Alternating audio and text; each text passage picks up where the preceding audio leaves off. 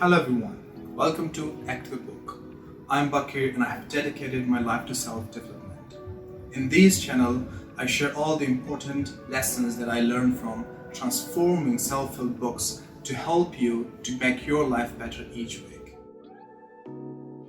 Do you have any idea how competitive the environment is getting every single day? Do you know if you don't contribute your unique skills or if you don't follow your unique path, you're not going to end up winning the game in the world? Today we are going to talk about exactly the same problem. The world is moving on and it is moving with a very high speed. If every single person don't contribute their unique skills, he or she is going to left behind. And that is exactly the main idea behind how a society thrives. Society thrives if every person contributes their unique skill. Today I'm going to teach you exactly how you can find your unique skills. So let's start what we are going to learn in this video. First of all, I'm going to teach you how you can find the unique skill, but before that you have to understand what is inner voice and how it can guide you. And once we know what is inner voice, we will move on to what are the forces that can distract you or can weaken this inner voice that can guide you towards your unique skill. And finally, we are going to learn about the strategies or the ways that we can strengthen this inner voice and we can make it our friend rather than our enemy. Okay, let's learn what is the inner voice and how it can guide us towards the success that we have never had before. But before understanding that, first we all have to understand a very undeniable fact that every human being is unique and we are a one-time phenomenon in the entire history, which means that we are not going to happen in the future and we have never happened in the past. Every human being has a force that comes within a very deeper level, and it's deeper than any conscious word can express. This force leads us towards a direction which is going to end with a destination for which we are born in this world. And meanwhile, it also distracts us from the direction that is not meant for us. While this force is leading us towards that direction, it also develops our mind in a very particular way that is required for that specific direction. And this force that we are talking about, it is called the inner voice. During the time when we are engaging in activities that corresponds with our inclination, which means that our natural tendency, we directly communicate with this inner voice. And that is the time when we are enjoying that specific activity. In the book Mastery by Robert Greene explains this inner voice with a seed analogy. He says that during our birth time, a seed is planted in every human being. This seed is our uniqueness. It wants to grow, transform, and flower, but we are the only people that can help it grow and can help it survive. Our life task is to bring this seed to flower, and we can do it only by putting or involving this with our day-to-day activity. This seed has a unique quality. The more we are connected with this seed, which is also the inner voice, the better it can lead us towards our destination. And the greater will be the chances for us to achieve our success and to find the purpose of our life. Now that we know what is inner voice, let's understand what are the forces and how this inner voice can get weakened. As I mentioned before, it is our life task to make sure that this seed grows and to make sure that this seed survives. There are forces, there are distractions that are going to work continuously to weaken this force or to weaken our inner voice, and especially in today's world with everything happening so rapidly. The first and main force that can potentially weaken this inner voice is the decisions that are taken by other people for our life, especially from people like our parents, our friends and colleagues and everyone within our very close circle. For example, when we are born and grow in a very early ages, our parents take decisions for us without interacting with these inner voice. And that is right, that is fair, because they don't know how to interact with this inner voice, and we are the only people, or we are the only one that can know and that can communicate with this inner voice. So the distraction happens from a very early age, and as we grow, the more decisions are taken by our parents, the more decisions are taken by our friends, the weaker that this voice gets. And that is why it is very important for us to start taking the decision on our own.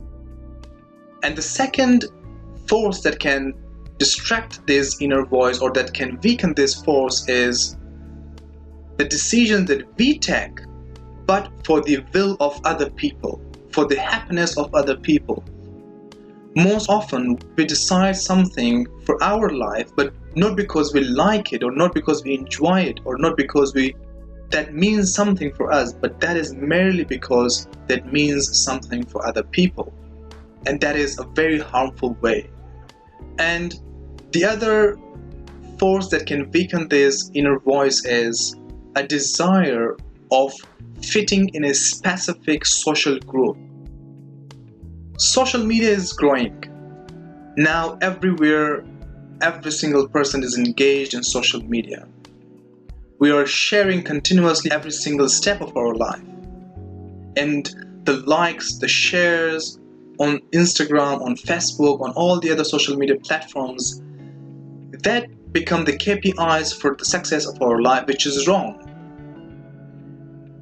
Those likes and shares and comments, they force us to mold our life in a way that other people want. We take picture or we share something not because we like, not because we want. We share something or we take a picture on this social media because other people like. Because if other people don't like, we are not going to get the likes. We are not going to get the shares. We are not going to get the comments. And we have to get rid of this theory because it's wrong.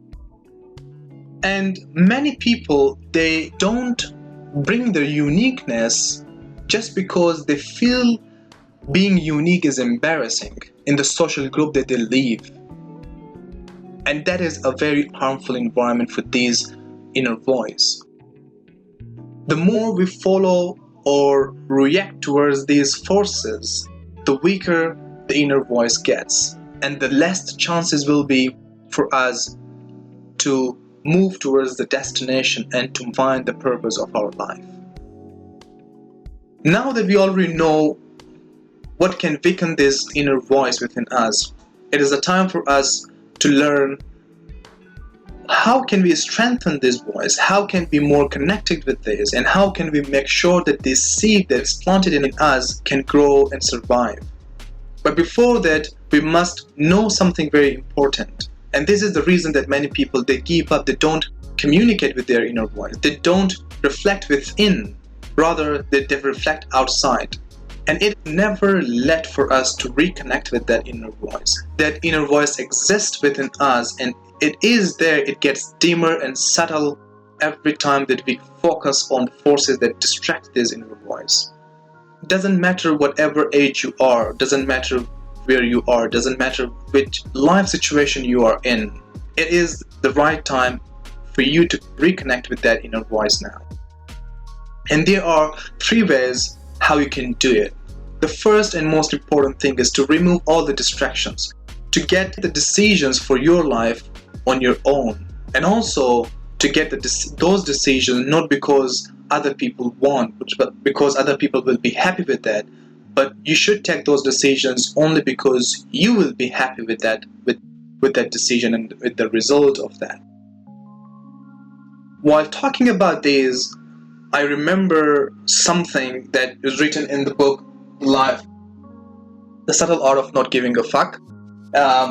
In this book, Mark tells about choosing, and every time we choose a problem. The very important thing is we should think about while choosing these problems is, do we enjoy this problem?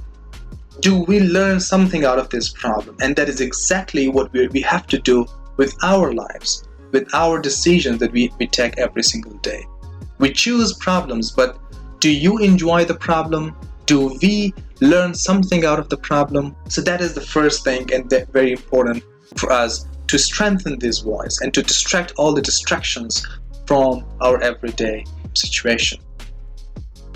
Number two, Robert Greene highlights a very important point that normally we choose a career not because we are happy for that, but because it gives us salary that can help us survive, that can help us grow.